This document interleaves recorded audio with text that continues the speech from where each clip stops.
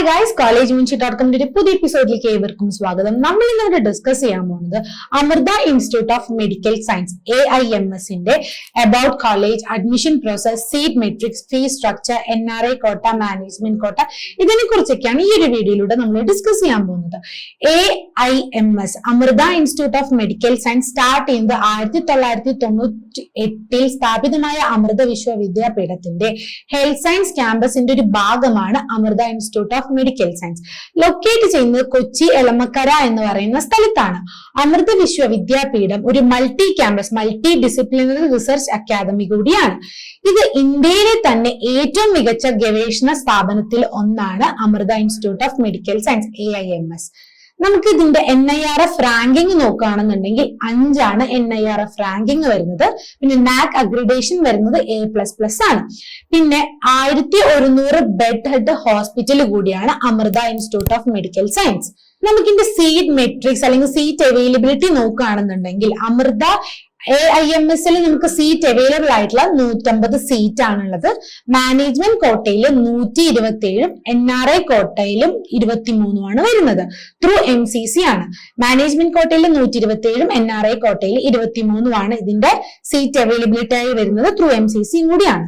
നമുക്ക് MBBSന്റെ ഫീ വരുന്നത് അമൃത AIMSൽ നമുക്ക് ഫീ വരുന്നത് MBBSന് 19 lakhs ആണ് പെർ ഇയർ വരിക. 4.5 വർഷത്തേക്ക് 19 ലക്ഷം ആണെന്നുണ്ടെങ്കിൽ 95 lakhs ആണ് 4.5 years നിങ്ങൾക്ക് വരിക. ഇപ്പൊ നിങ്ങൾ അത് ഈക്വൽ ഇൻസ്റ്റാൾമെന്റ് ആയിട്ട് വേണം നിങ്ങൾ അത് അടയ്ക്കാൻ വേണ്ടിയിട്ട്. ഇപ്പൊ മെസ് ഫീ വരുന്നത് 76,000 ആണ് നിങ്ങൾക്ക് മെസ് ഫീസ് വരുന്നത്.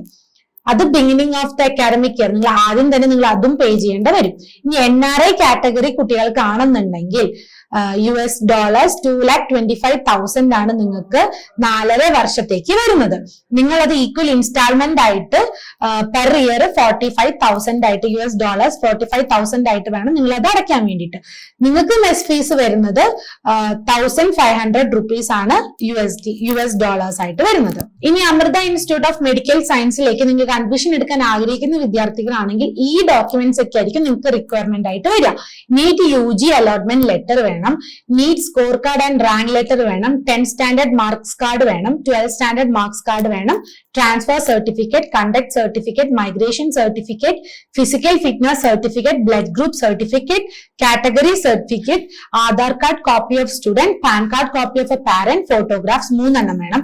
സോ ഇതിന്റെയൊക്കെ 3 അറ്റസ്റ്റ് കോപ്പിയും കൂടി നിങ്ങളുടെ കയ്യിൽ വേണം. ഇപ്പൊ നിങ്ങൾ NRI കാൻഡിഡേറ്റ് ആണെന്നുണ്ടെങ്കിൽ passport copy of your parents residential certificate issued by embassy of the country, employment certificate of a parent, income tax document required as per the income tax. അതും നിങ്ങൾക്ക് 3 അറ്റസ്റ്റ് കോപ്പി ആയിട്ട് വേണം നിങ്ങളുടെ കയ്യിൽ. So ഈ documents ഒക്കെയാണ് നിങ്ങൾ ഈ അമൃത ഇൻസ്റ്റിറ്റ്യൂട്ട് ഓഫ് മെഡിക്കൽ സയൻസിൽ അഡ്മിഷൻ എടുക്കാൻ ആഗ്രഹിക്കുന്നവരാണെങ്കിൽ നിങ്ങളുടെ ഈ കോപ്പീസ് ഒക്കെ വേണം. സോ അടുത്ത വീഡിയോയിൽ വരുമ്പോഴേക്കും താങ്ക് യു.